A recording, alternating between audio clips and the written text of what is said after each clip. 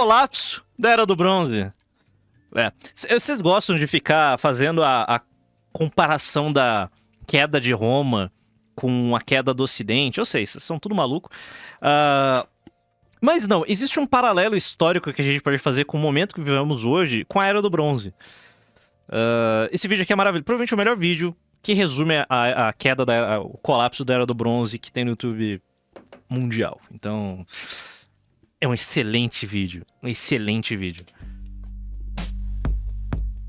Sometime around the year 1200 BCE, human civilization did an oopsie. Within the short span of one generation, the majority of Earth's most technologically advanced civilizations faced an existential crisis. Uma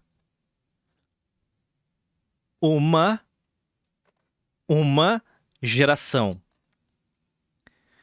Uma geração.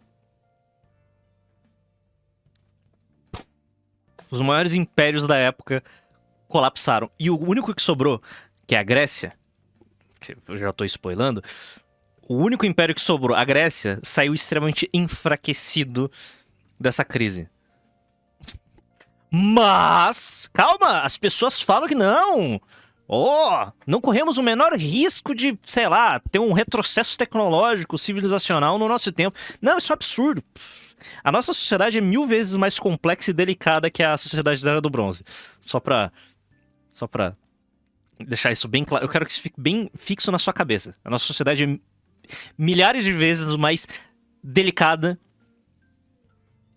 que a sociedade da Era do Bronze. Nearly all of them failed the test. The resulting collapse was a turning point in human history, similar in scope to the collapse of the Roman Empire. The old world died, and the Bronze Age died with it.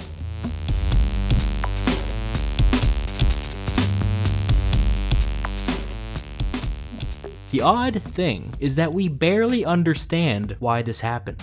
There are a bunch of theories, but nothing definitive. We'll get into that in a moment, but first, an introduction. When the Bronze Age began in Western Asia, it brought to an end an old world of tiny city-states, ruled by an oppressive class of totalitarian priests. The new world that came after was one full of possibilities. Vast, sweeping empires grew up seemingly out of nowhere. New religions, new systems of government, new cultures, new technology, all at once, all at a breakneck pace. O Brasil de 2024 também é controlado por uma pequena organização de clérigos, tá entendendo? Bem restrita, tá ligado? Não eleita. É interessante também, tipo, a gente tem esses paralelos de 4.000 anos atrás.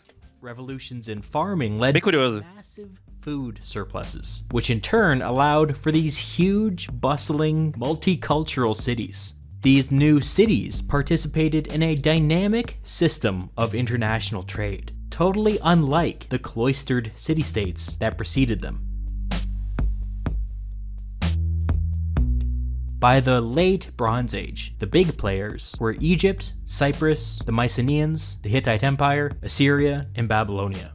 Each of these states, without exception, faced an existential crisis around the year 1200 BCE.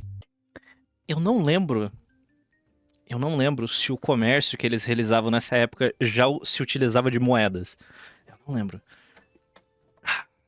Nossa, agora eu não faço a menor ideia. Não sei quando começou, que entrou em circulação a utilização de moedas para fazer comércio. Eu não lembro se foi antes ou depois desse colapso. Bom, mas tudo bem. Eles tinham uma economia pujante.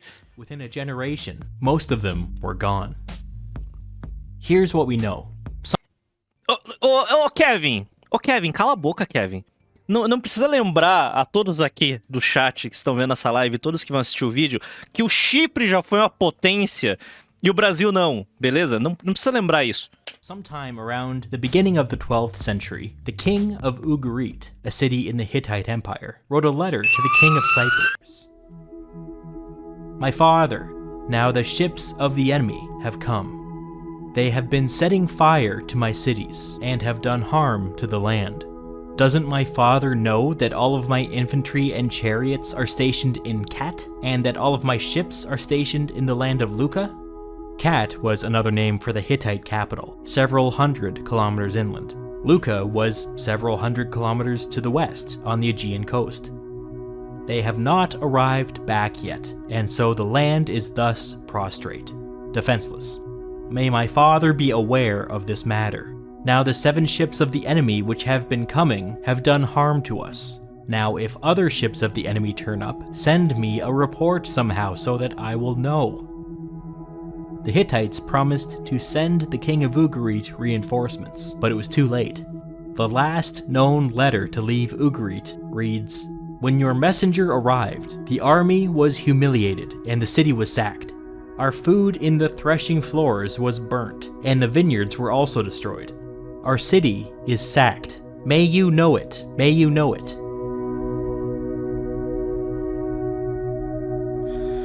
The king of Cyprus was well aware of what was happening on the mainland, but he had problems of his own.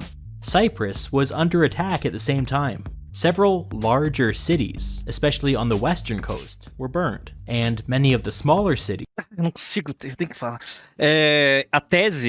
Uma tese que eu vi recentemente é de que o pessoal que invadiu essas terras em 1800 a.C. eram italianos. É curioso, só tô jogando aqui. Que ninguém sabe exatamente quem foram essas pessoas, mas provavelmente foram italianos. Further inland were simply abandoned.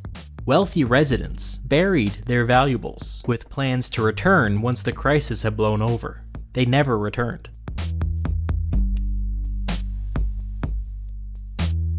Things were different in Greece. For the last 100 years, the Mycenaeans had been plagued by internal instability. There are signs of destruction everywhere. The ruins of these cities leave evidence of massive fires, intermixed with arrowheads and weapons, which paints a pretty clear picture of a series of battles in which the defenders were ultimately defeated. Other cities leave evidence of smaller fires, confined solely to the palace structures in the center of the cities. This indicates some kind of popular uprising, in which local kings were Da Sicília ainda dizem que o Etna entrou em erupção forçando o êxodo de pessoas para outros lugares. overthrown, not just in one city, but in many cities. Still, other cities show signs O que é mais curioso quando se trata da queda da civilização micênica na Grécia, o fato de que eles se mantiveram em...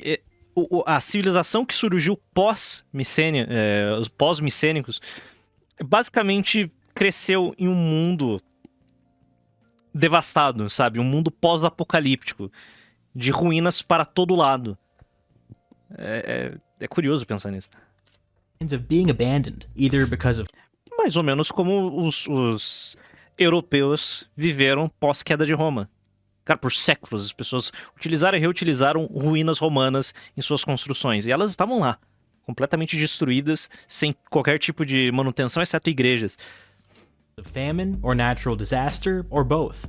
On the whole, the picture is fuzzy, but it's fair to say that there was chaos in Greece.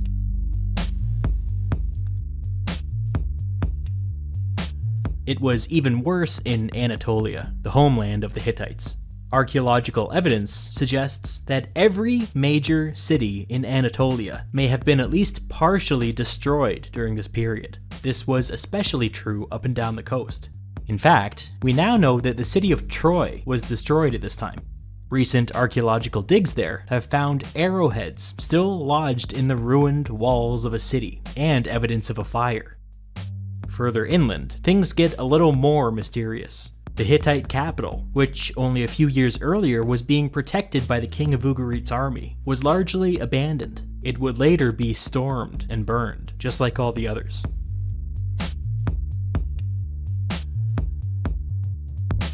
For a long time, this abrupt, region-wide collapse was inexplicable. Historians knew that it happened, but they couldn't tell you how or why. But in the second half of the 19th century, Egyptian archaeological discoveries provided a hair-raising and revolutionary explanation for this mysterious collapse. This inscription was discovered in an Egyptian temple in Medinet Habu. It changed our understanding of the late Bronze Age forever. Egyptian pharaoh Ramses III describes several waves of foreign invaders arriving on the shores of Egypt over the course of 30 years. The inscription at Medinet Habu reads, "The foreign countries made a conspiracy in their islands. All at once the lands were removed and scattered in the fray. No land could stand before their arms. They were coming forward toward Egypt, while the flame was prepared before them. They laid their hands on the land as far as the circuit of the earth, their hearts confident and trusting. Our plans will succeed." The Egyptians had some guesses as to who these invaders were, but they couldn't be certain. Historians have simply taken to calling them the Sea Peoples. Pessoas o que elas verão depois da Terceira Guerra Mundial. Não, Terceira Guerra... Vamos lá. Cenário de colapso hoje. Eu não acredito que vai rolar a Terceira Guerra Mundial. Tipo, não do jeito que as pessoas pensam. Pode rolar... Conflito nuclear. Cara, se rolar um conflito nuclear, a gente vai voltar pra um mundo bem analógico. Tipo, não vai cair bomba no Brasil. O Brasil tá... Nós somos o anão diplomático. Legal. A gente não vai tomar bomba. Talvez São Paulo... Só pra os caras dar uma risada, tá ligado? Um kkk. Brasília, São Paulo, Rio de Janeiro. Provavelmente vai ser isso daí. Se muito. Mas... Nukes a gente volta pra um mundo bem analógico. IMP, destruição de rotas de suplemento, destruição parcial ou completa das cidades maiores e mais importantes cidades do mundo. Então a gente vai voltar para um período bem retrógrado. Bem, sabe? Ruim. Que a vida é ruim. A vida simplesmente era ruim. Tecnologias vão ser perdidas nesse meio tempo. Eu fico batendo essa tecla faz tempo. Mas a gente vai perder, sei lá, geladeira. Que é algo incrível. Simples, mas incrível. A gente não vai perder esse tipo de tecnologia, tá entendendo? Geladeira a gente vai perder. Então... Vai ser um negócio meio triste. Espero que não seja o nosso tempo de vida, beleza? Espero que não seja o nosso tempo de vida. We now think that the Sea Peoples were a loose coalition of groups from all across the Mediterranean. We can't be 100% sure of this, but we can say with some confidence. América Latina hoje é o lugar mais seguro do mundo em caso de conflito mundial. É só o Brasil ficar bem quietinho, entendendo? Estoura lá. China e Estados Unidos iniciam uma guerra. Brasil... Se o Brasil ficar pianinho, tá ligado? Fala, América, nós não vamos, nós somos neutros, América, mas a gente vai mandar produtos pra vocês. Pronto, tá resolvido o problema. Maravilha. É isso, os chineses não têm capacidade de obliterar o Brasil, porque eles têm que destruir a América. Então a gente já se livra de um problema. Não dá pra irritar os americanos, aí vai ser uma dor de cabeça. Mas, se o Brasil ficar de boa, tá ligado? Fazer que nem a Argentina na Segunda Guerra Mundial, tudo em casa. Aí acabou a guerra. Tenta pegar uns cientistas chineses, os russos, os americanos que sobrar, traz pra cá, tá ligado? O Brasil será a grande potência que surgirá das cinzas. That most of them were from Sicily, Sardinia, Crete, and the Aegean coast. Maybe some other places too. Some wore feathered heads, and we can say with some from all... Só voltamos. We now think that the Sea Peoples were a loose coalition of groups from all across the Mediterranean. We can't be 100% sure of this, but we can say with some confidence that most of them were from Sicily, Sardinia, Crete, and the Aegean coast. Maybe some other places too. Some wore feathered head dresses, while others wore horned helmets or simple leather caps. Some wore kilts, while others wore tunics. Some went into battle wearing full body armor, while others fought shirtless. What united these groups was their reason for coming. This was a migration. We know that they came on boats and on wagons, with their families and all of their worldly possessions. What brought them here is another question that we'll get into. Valeu, Caim. Aproveita o tema que você tá e... Onde estava a cidade de Atlantis. Nossa, velho. Oh. Aí você tá zoada, né? Porque parte do mito de Atlantis vem um pouco vem da queda da Era do Bronze, mas sim da elevação do nível do mar durante a Suméria. By the time... Porque basicamente, tipo, houve uma elevação do nível do mar muito rápida. Muito rápida no sentido de, olha, imagina você hoje, você vai ver durante o seu tempo de vida o nível da água subir e você tem que abandonar a sua casa e o que você tem para ir mais para dentro do continente, durante o seu tempo de vida. Esse foi o dilúvio que rolou nesse período. Aí vem todos os mitos de dilúvio, lá. When the Sea Peoples finally arrived in Egypt, virtually every other Bronze Age civilization had been overrun. The Mycenaeans in Greece, the Hittites in Anatolia, Canaan in the Levant, Cyprus in Cyprus, all gone. Some states further inland were less affected by the invasions, but they were so weakened by the collapse of their neighbors that their days were numbered as well. When the Sea Peoples began their migration, they couldn't have imagined that it would have been this successful. All the way up until Egypt, every attempt to resist them failed. Why? In order to understand this, we need to talk about Bronze Age warfare. Chariots. Chariots, chariots, chariots. Bronze Age warfare in Western Asia was all about chariots. In the early Bronze Age, they were primarily used for transportation, but by the Intermediate Bronze Age, the militaries of every major state in the region were completely designed around the use of the chariot. A chariot of this period usually consisted of a team of 2 horses pulling a team of 2 humans, one driver and one archer. The humans, I mean. The horses and the driver were trained for speed and maneuverability, and at full speed could move roughly twice as fast as a human could run. The archer wielded a composite bow, not as clumsy or random as a regular bow. It was smaller and lighter, with better accuracy, range, and firepower. It was a state-of-the-art piece of technology. In this period, it could punch through roughly 3 inches of metal. Atlântida, peraí, cadê aqui? Não, Atlântida é um mito egípcio que Solon, o antepassado de Platão, aprendeu com os sacerdotes egípcios e aí ele passou esse segredo de geração a geração até chegar em Platão. Pelo menos foi esse o caô que Platão jogou. Ok, estava errado. Eu adoro misturar esses mitos, cara. É muito tempo perdido, é muita história que eu fico vendo. Mas voto com o relator. Eu não tenho certeza do que eu estou defendendo, mas voto com o relator. Saberizando. So a full chariot team had everyone else beat when it came to speed, range, and firepower. This is a bit of a tangent, but it's said that the moment the HMS Dreadnought touched water in the year 1906, every other ship in the ocean became obsolete. The HMS Dreadnought was the best in the world when it came to speed, range, and firepower, which meant that it could just sit back and pick off enemy ships at a distance, and then outrun anybody who came too close. Like the Dreadnought, Bronze Age chariots had speed, range, and firepower. Like the Dreadnought, they could just sit back and pick off enemies at a distance. Like the Dreadnought, they could outrun anybody who came too close. An experienced group of chariots were capable of defeating an army 10 times its size. This revolutionized Bronze Age warfare. But they were expensive as hell. Horses had to be specifically bred and trained, which cost a small fortune. The equipment was all handcrafted by artisans, and cost at least twice as much as the horses did. The loss of a single chariot was catastrophic, and so chariots went into battle with thousands of inexpensive spearmen and archers deployed in a defensive line. Mais ou menos como utilizavam tanques na Primeira Guerra Mundial, na Segunda também. Infantry could... Exceto os alemães. A hora que os alemães metiam seus blindados pra correr sem suporte. Protect friendly chariots that needed to repair or regroup, or they could rush forward and destroy enemy.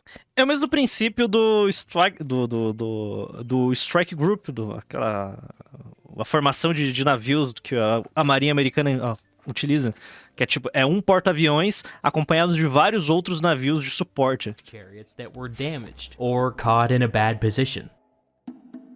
As we get into the late Bronze Age, the region was in the midst of a chariot arms race. And then the Sea Peoples came.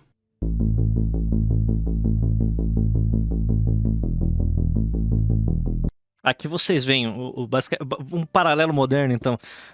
Basicamente todos os impérios da época adoravam tanques de guerra e os povos do mar tinham drones. E pronto. Unlike the Bronze Age civilizations of Western Asia, the Sea Peoples fought on foot. Instead of using spearmen and archers to form a defensive shield for their chariots, the Sea Peoples wielded long swords and javelins, and they fought with an unmatched aggression. I've seen the Sea Peoples described as Valeu, Alan, tamo junto. skirmishers, but I don't think that quite covers it. A much better word I've seen used is runners. The Sea Peoples were runners. They were highly mobile and weren't locked down into tight little groups Valeu, Matheus. like the spearmen were. Instead, their way of fighting was to explode outwards in unexpected bursts. This fact made the Sea Peoples chariot killers.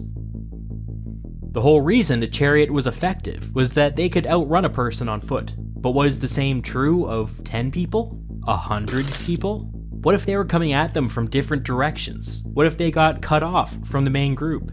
Chariots couldn't exactly turn on a dime, so it only took one wrong move for the Sea People's runners to overwhelm and destroy a chariot. And like I said, the loss of a single chariot was catastrophic. The defensive line of spearmen and archers were supposed to protect against something like this, but in practice, the highly mobile Sea Peoples were able to get behind their lines quite easily. As a response to these new tactics, defensive lines grew and grew and grew. It appears that by the end of this period, the armies facing off against the Sea Peoples were 10 times larger than they were at the beginning. Tático do Roy. As I said before, towards the end of this period, Egypt was pretty much the last state standing. Virtually all of its neighbors had fallen to the Sea Peoples. The inscription at Medinet Habu depicts the final battle against the Sea Peoples at the mouth of the Nile. Look at how the inscription emphasizes how large the Egyptian army had become. Here's a row of spearmen, and then a row of archers, and here's the pharaoh Ramses III personally leading the battle, standing on the bodies of his enemies. And then of course, here's the mighty chariot, prominently displayed, but not playing a decisive role in the battle. Clearly, the bulk of the fighting was among the spearmen and the archers. In writing, we are told that Povos atlantes são sempre superiores e por projetarem poder em qualquer lugar que é banhado pelo mar, e como todos os lugares são banhados pelo mar, eles podem vencer todo mundo. Por isso o Império do Brasil era tão poderoso. Gloriosa época da Atlântida brasileira. Não sei. Não vou ficar fazendo suposições aqui. Sei lá. O que tá em 4K, mano? Um vídeo de mapinha, velho. protected the mouth of the Nile by making a wall out of ships, each loaded with archers. We're also told that every spearman in Egypt was in position and waiting for the Sea Peoples to land on shore. Como eu posso dizer, história antiga é um negócio que eu gosto, mas pra mim ainda é só uma grande curiosidade. É isso. É só pra mim uma grande curiosidade. Eu gosto de assistir, eu gosto de ler um artigo ou outro, mas, sabe, eu não me aprofundo. Eu deveria me aprofundar na antiguidade. Caramba, que é muito interessante. The inscription at Medinet Habu tells us the final result of the battle. Here are some Sea Peoples taken captive and being led away. Here is some unspeakable carnage. Of course, this is a piece of Egyptian propaganda, but we have no reason to doubt that this was the result. After so many incredible successes, the Sea Peoples were finally defeated in Egypt. But even in victory, Egypt suffered. História da antiguidade é algo muito lendário pra mim. Contos inacabados de uma era perdida. É mais ou menos essa vibe. Experimente dar uma lida sobre a Suméria. Mano, Gilgamesh viveu 900 anos, segundo os caras. Então, tipo, é uma loucura. É uma grande loucura. Tem muita coisa, mas ainda assim é pouca coisa. Tipo, você tem um vislumbre do que foi a sua civilização, mas, sabe, ainda assim é muito alienígena pra gente. Roma é muito mais próximo, porque você ainda tem muita coisa sobre os romanos escritos. From this E armazenados, e a gente teve acesso a esse conteúdo até hoje. moment forward, Egypt was a second-rate power, and even after 1,000 years, it had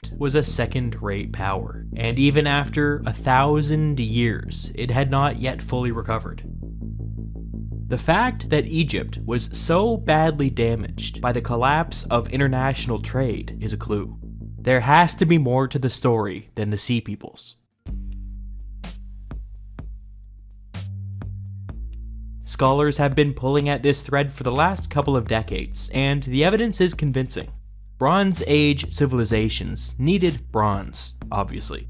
Without a constant supply, many of their cutting-edge technologies began to deteriorate. Bronze is made by combining 9 parts copper with 1 part tin. Copper is a relatively common metal, but it's difficult to mine. Most of these Bronze Age civilizations had their own small mining operations, but the real action was in Cyprus. Cyprus was absolutely swimming in copper, and mining it was dead easy. This transformed the island into a fabulously wealthy hub of international trade. That brings us to tin. Tin is funny because it's actually extremely rare, and it's not evenly distributed across the earth. There was a tiny tin mine in Anatolia, controlled by the Hittites, but it didn't produce nearly enough to supply the entire region. After that, there weren't many options. The next closest major source was all the way over in modern Afghanistan, more than 3,000 kilometers away. You can just imagine how expensive and Cara, isso é tão da hora, velho. Tipo... Porra, o comércio internacional da antiguidade é um tema interessantíssimo, eu deveria estudar mais, cara. É muito da hora. dangerous it was to haul tin all the way from Afghanistan to Cyprus. Chipre e Taiwan, cobre igual microprocessadores. Calma. Acho que não é pra tanto. Mas se a gente perder Taiwan, por exemplo, a gente teria um problema bem grande aí pra resolver. Tipo, é literalmente isso, é um problema bem grande. Porque o tipo de microprocessador que Taiwan produz hoje, nenhum outro lugar no mundo produz, beleza? É basicamente o que garante que eles não sejam completamente aniquilados. Uma das preocupações do Partido Conservador Cristão, do PCC chinês, é não destruir as fábricas da TSMC. É uma das preocupações de uma possível invasão, é não destruir aquelas fábricas. Porque, mano, se perder aquilo dali, it's over. Tipo, realmente vai ser um problema, vai ser muito difícil reconstruir aquilo dali. É muito complexo, é muito difícil, é uma tecnologia muito avançada, então é uma infraestrutura caríssima. Então eles, numa possível invasão a Taiwan, eles vão tentar, de todas as formas possíveis e imagináveis, não explodir aquelas fábricas. Os taiwaneses podem explodir aquelas fábricas pra eles não deixarem que a tecnologia chegue na mão da China. Vai ser um problemaço pra gente. Vocês viram o que aconteceu durante a pandemia, a falta de microchips, o que causou no comércio internacional. A gente vai ver algo parecido com aquilo dali em outra escala. There were alternatives. Porque os Estados Unidos ainda não produzem como Taiwan, porque a tecnologia de Taiwan é melhor que a americana. Sabe? Enquanto os americanos estão produzindo... nanômetros, essas coisas, eu já esqueci. Mas resumo da ópera, os processadores de Taiwan são melhores do que o resto do mundo produz. Sources, but it was tough. There was a smaller mine in Italy and another small mine in Spain, but these alone couldn't meet demand. There wasn't another deposit on the scale of the Afghanistan mine until you get all the way up to Cornwall on the island of Britain. Cara. Comércio internacional com as Ilhas Britânicas em 1200 a.C. Até César invadir a Britânia, muitos romanos consideravam essa ilha como um mito. Tipo, sério, as pessoas não existe. Muitos sabiam que existiam, mas muita gente tratava como um mito. Isso é muito louco, cara. It might shock you to learn that people actually made this trip. It was a risky voyage, but if you made it back, it was worth it. So as you can see, any disruption to this supply chain meant that it was no longer possible for Bronze Age civilizations to produce bronze. Não, é bom que esse tipo de informação fique na cabeça de vocês. So as you can see, any disruption to this supply chain meant that it was no longer possible for Bronze Age civilizations to produce bronze, which... Os bilhões que foram perdidos quando um navio travou o canal de Suez. Um navio. Os bilhões de dólares que foram perdidos naquela brincadeira. O risco... Aquele navio poderia ter passado semanas, meses parado lá. Não foi isso que aconteceu, ainda bem. Mas poderia ter acontecido. E se isso tivesse acontecido, teríamos um grande problema logístico. Então, linhas de suprimento... A nossa sociedade ela é frágil como ela é por causa das linhas de suprimento, por causa da nossa economia globalizada. Todo mundo depende de todo mundo. Isso é um problema gigantesco. By very definition, was a Igual ao nosso tempo? Não, isso daqui era muito mais simples. Era cobre. Outros bens, outros minérios, comida. Ainda assim, era uma economia... Cara, os bens e serviços que haviam disponíveis em 1200 a.C. Pensam nos bens e serviços que temos disponíveis hoje. O tipo de recurso que a gente precisa. Cara, qualquer tipo de disrupção nesse delicado balanço pode, destruir a tecnologia que a gente utiliza hoje. A gente vai ter que voltar para algo mais analógico, mais simples, de décadas atrás. Porque a gente domina esse tipo de tecnologia. O que é de mais complexo desenvolvido hoje depende de muitos recursos. Cara, a quantidade de metal raro que você necessita para produzir um singelo smartphone é ridículo. problem.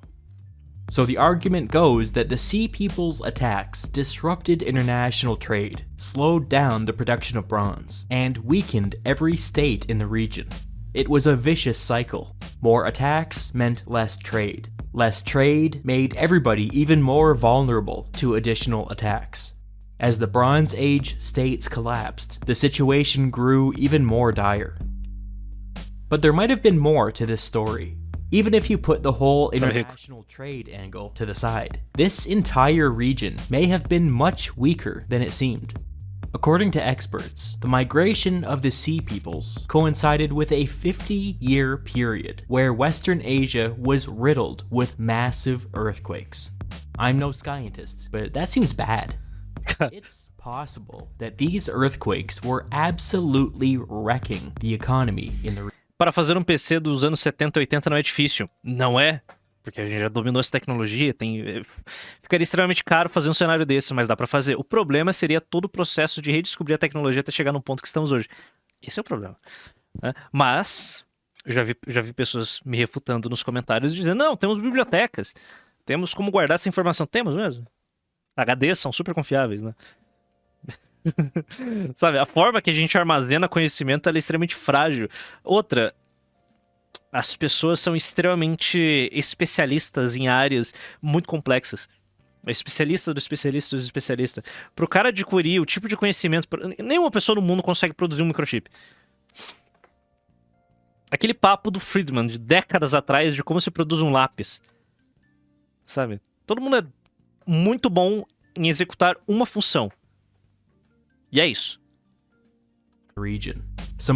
Então você não tem muita gente aí no mundo que vá conseguir reproduzir o que os engenheiros em Taiwan conseguem fazer. Não tem muita gente, eles estão em Taiwan, inclusive. Cities that were abandoned for mysterious reasons may have in fact been abandoned after a seismic event. There's at least some evidence of earthquakes. Em que biblioteca está guardada a maneira de produzir semicondutores? Destroying cities in Greece, Anatolia, the Levant. É só reunir esse pessoal de novo, ué. É isso mesmo. É isso que a gente precisa. Mate todos. Porque isso pode acontecer, tá ligado? Eles trabalham em poucas fábricas. Olha lá, tem uma invasão de larga escala. And Cyprus. Porque a gente pode nem perder essa tecnologia. Mas a gente vai voltar alguns anos, tá ligado? Vai demorar muito tempo para as pessoas redescobrirem essas técnicas e reproduzirem como elas existem hoje. E essa é a questão.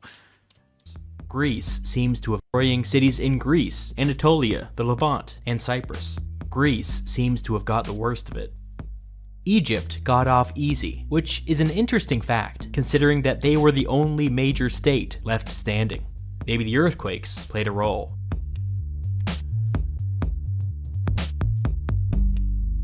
So, what brought the Sea Peoples here?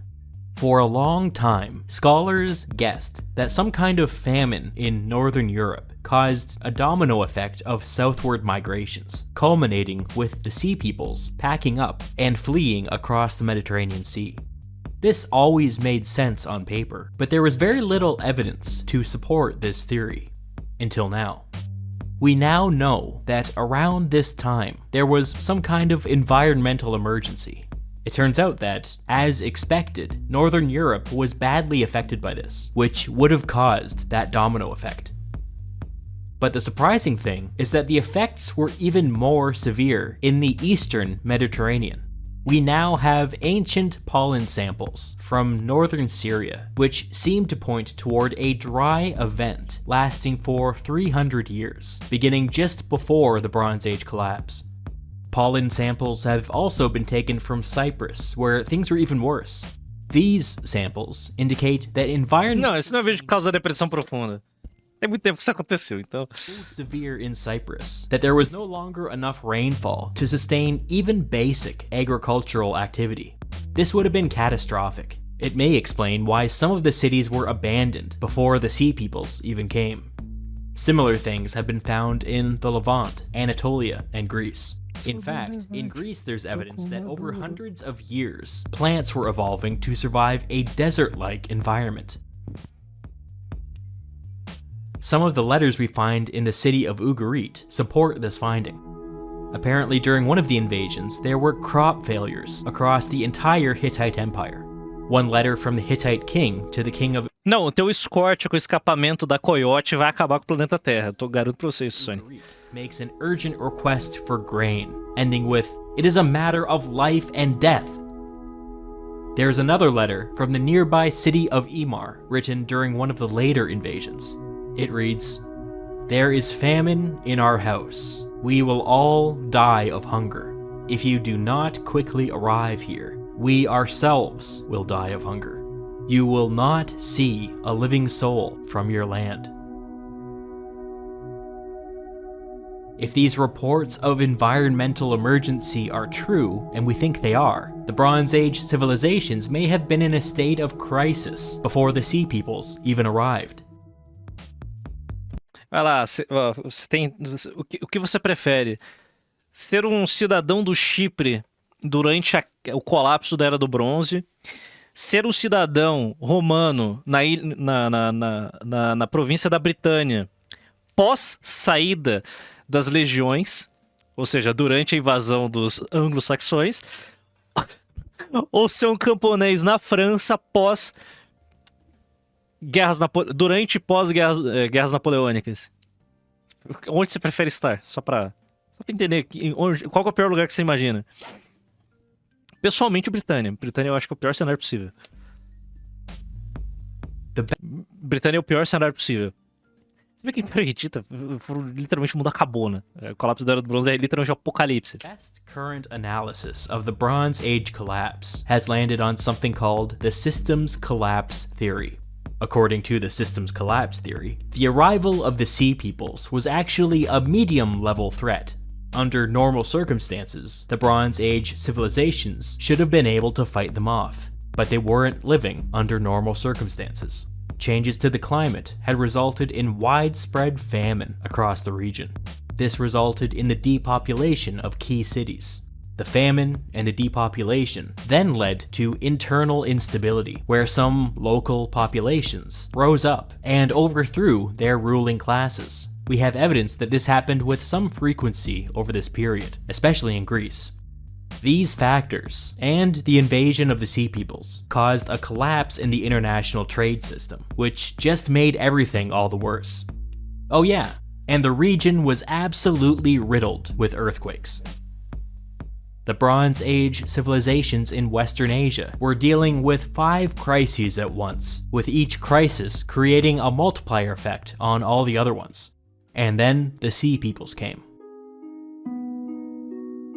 We still don't fully understand how or why the Bronze Age abruptly collapsed, and perhaps we never will, but the Systems Collapse Theory is pretty good.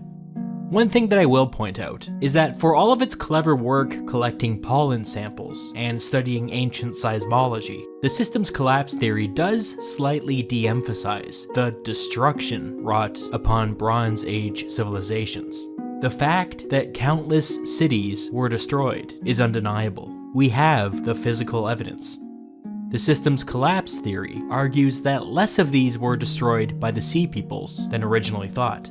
And this might be right. We have all that evidence of environmental changes and earthquakes, but we don't know for sure. Scholarship in this area is still ongoing. Valeu, crossfiteiro. There have been significant breakthroughs just within the last 10 years. We may see some definitive answers in our lifetimes. But for now, we don't know. We see the aftermath of the Bronze Age collapse, but when it comes to the root cause, all we have are theories. No fim do dia, um colapso climático, uma desestabilização do Estado, a quebra de rotas de suprimento são um problema bem grande. E imigrante não ajuda em muita coisa não, então se prepare pro pior.